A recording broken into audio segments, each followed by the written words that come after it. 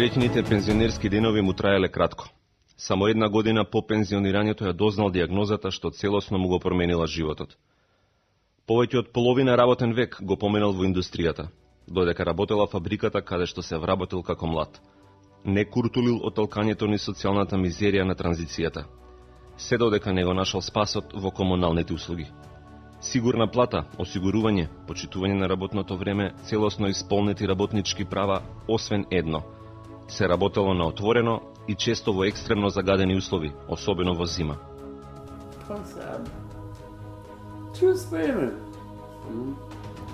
Мали торли, кога сме почнали со работа, 70-тите, како сега. Сега помали. А те гледа како постер за мене е тоа да си... Ракот на белите дробови не му бил непознат.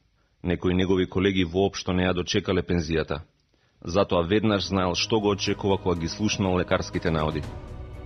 По диагнозата се бори со болеста, но и со тешка депресија. Постојано се чувствува изнемоштено и многу ретко излегува од домот. Говори нејасно и неповрзано. Ние постарите шуме. Сега тешко да издржи. Тешко да издржи некој на... Сега нема како порано што има топни сладолови до скоро 40 степени. Нема гаље, нема печење на кожата. Сега е... Луби Божи. Без оглед на условите, тој и неговите колеги совесно ги извршувале сите работни задачи. Си помагале меѓу себе кога можеле. Се што е право, да кажем дека си исполнувам. Имаше некоја стација, повеќе беше... Ако сакаш да преживееш нормален живот, тоа ти. Дури и кога им пречало големото загадување, ретко разговарале за тоа. Биле задоволни со тоа дека не мораат да се грижат за платата. Но дошол денот кога сето тоа се наплатило. Уште колкумина ги чека оваа судбина. Секој ден илјадници комунални работници излегуваат надвор на работа. Ги чистат улиците, ги уредуваат парковите, го поправаат асфалтот, ја одржуваат инфраструктурата. Нивната работа не може да запре. Градот и граѓаните се подпираат на нив. Тие се изложени на загаден воздух од 120 до 260 денови, во зависност од годината. Препораките од Светската здравствена организација се да нема повеќе од 35 дена пречекорување на максимално дозволените концентрации на частичките ПМ10, најголемиот загадувач на Скопје. Значи и во најдобрите години, нивната изложеност е 4 пати поголема. Но не е проблемот само во бројот на деновите, туку и во интензитетот на загадувањето. Во изминатите 20 месеци имало 22 дена, кога концентрацијата на ПМ10 частичките била над 150 микрограми на кубен метар во делови од Скопје. Имало 16 дена кога вредностите биле над 200, 10 дена кога надминале 250, 13 дена кога биле повеќе од 300, 4 дена кога се искачеле над 400 и 2 дена кога достигнале 500 и повеќе. Ова се просечни концентрации за 24 часа. Часовните, кои ги бележат мерните станици, одат и далеку повеќе. Препораките објавени од градот Скопје се дека кога загаденоста ќе се искачи над 450, треба да се избегнува секаква активност надвор. Но и во такви услови, некој чисти, уредува, поправа дефекти. Здравствените експерти многу пати објасниле како ПМ10 частичките го уништуваат здравјето. Толку се мали што навлегуваат длабоко во белите дробови, некои дури и во крвотокот. Предизвикуваат потешкоти во дишењето, кашлица и иритација на дишните патишта. Ако некој веќе има проблеми со респираторниот систем, тие му се влошуваат. Генерално не постојат симптоми кои што се разликуваат во зависност од тоа дали сте изложени професионално или сте изложени на ризик фактори кои што се од надворешната средина не поврзани со вашата работа. Но некои се изложени на сите овие опасности секој ден, по цело работно време. Има начини како работите на отворено да се извршуваат побезбедно, и јавните и приватните. Но тоа е далеку од стандардите во земјава. Работодавачите треба да направат така наречени ладни комори или пак топли комори во кои што работниците ќе одмараат, ќе добиваат топли напитоци, ќе добиваат ладна вода И на тој начин ќе бидеме сигурни дека работодавачот превзел се што е негова обврска за да овозможи услови за здрава работа без при тоа да биде загрозено здравјето и работната способност на работниците. Има начини и како подобро да се заштити здравјето на работниците, дури и на оние најизложени на ризик. Систематските прегледи се поставени така што колку е работното место поизложено на ризик, толку тие се почести и потемелни. Секоја година околу 40 овластени установи за медицина на трудот се ангажирани околу 360 здравствени работници за оваа намена, прегледуваат речиси 170.000 работници, што е 1/4 од вкупниот број вработени во земјата.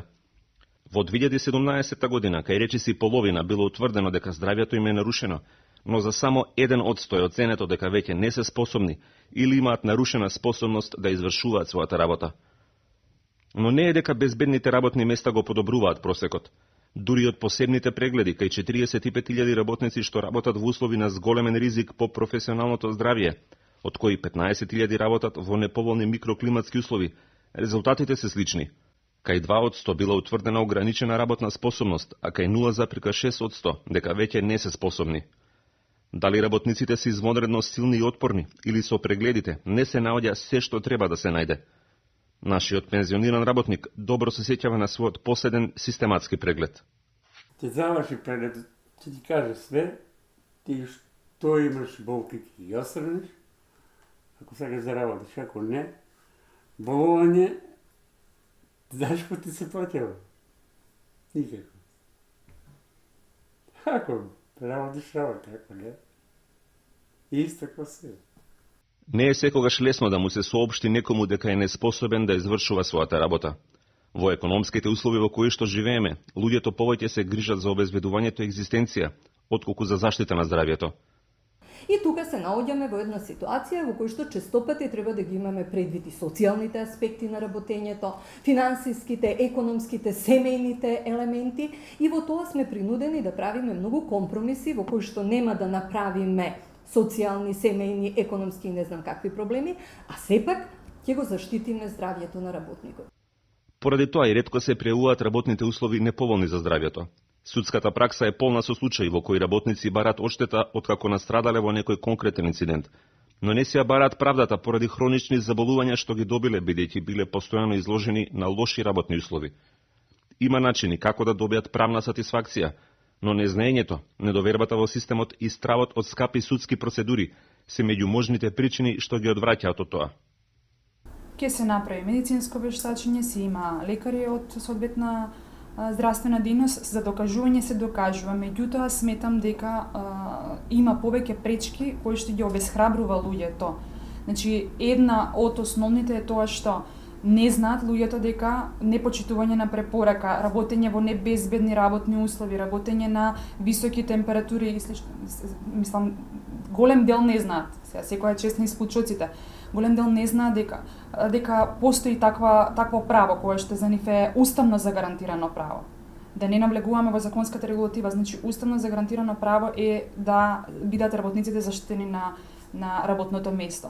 Понатаму, како што го споменав и претходно, се обесхрабруваат. Имаме тука ситуации кај што не веруваат и во правосудниот систем. Нема доволно финансиски средства за да ја бараат правдата пред суд. И сите вработени да при вакви проблеми се обратат до Државната инспекторат за труд, било во дирекција или во 30 подрачни единици во цела Република Македонија. И ние можеме во вореден надзор да утврдиме дали тоа така или не. Во моментот Државниот инспекторат за труд располага во цела Република Македонија со 33 инспектори по безбедност и здравје и работа. Тоа е премал број за да се покрие целиот терен. Но по задолжениот работа, секој инспектор има 2 надзора во текот на ден. Значи на ден би биле 66 надзора. И со само 33 инспектори за безбедност и здравје при работа за целата држава, институцијата што ја раководи Хавзију секој месец наоѓа меѓу 1000 и 2000 работници на кои не им биле извршени задолжителните здравствени прегледи. Но дали другите се соодветно прегледани? Уште од кога е воведена оваа законска обврска, виси прашањето дали прегледите се прават за да се задоволи законот или за да се исполнат потребите и правата на работниците. Од 2013 година беше воведена контрола на квалитетот на прегледите.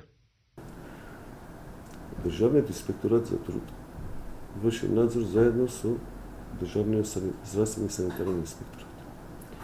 Нашиот дел гледаме колку вработени има, значи по основ на М1 и М2, гледаме дали според проценката на ризик се направени соодветни здравствени прегледи. Квалитетот на самиот здравствен преглед, нашите инспектори не се стручни да го проценат. Тоа е дел на ДСЗ.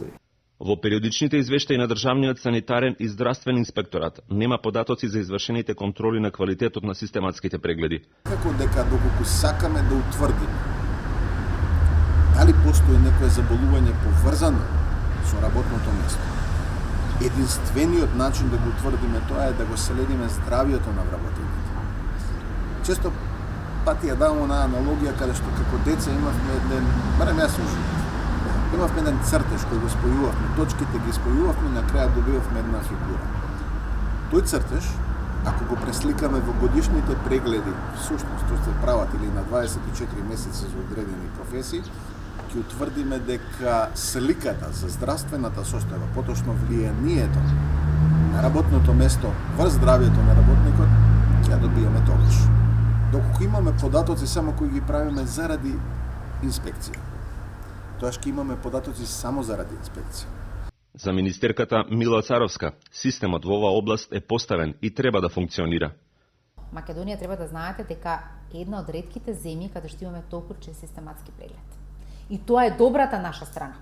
И тоа во Европската Унија исто е почитувано и земено како позитивно, затоа што навистина систематскиот преглед е основа да знаеме со каков работник така располага компанијата и ако има нарушување на здравствената состојба, треба самиот систематски преглед да препорача менување на работното место. И тоа е она кое што очекувам компаниите да го почитуваат. И исто така, таму има лица од работниците одговорни за безбедност и здраве при работа, кои што може да алармираат ако нештото не се почитува.